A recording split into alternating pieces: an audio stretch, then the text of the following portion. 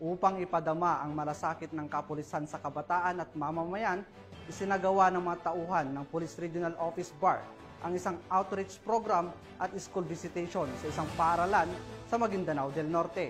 Alamin ang naging kaganapan mula kay Patrolwoman Leonora Gawang.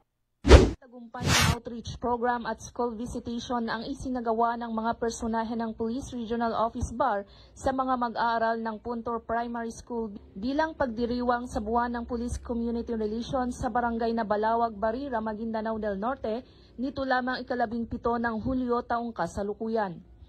Ang naturang aktibidad ay naging inisyatiba ni ProBAR Regional Director Police Brigadier General Jason C. Guzman na kinatawanan ng mga tauhan ng Regional Community Affairs and Development Division sa pangunguna ni Police Colonel Armando F. Muena, Chief Arcad, katuwang ang Philippine Marines, Local Government Unit at barangay officials ng naturang lugar.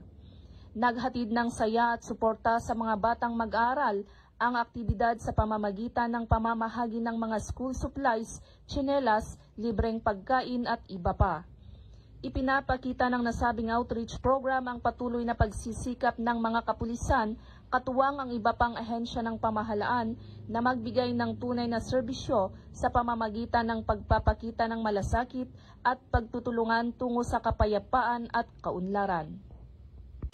Mula rito sa barangay na Balawag, Barira, Maguindanao del Norte, ako ang inyong PNN Correspondent, Patrolwoman Leonora Gawang, alagad ng batas, tagataguyod ng Balitang Pulis.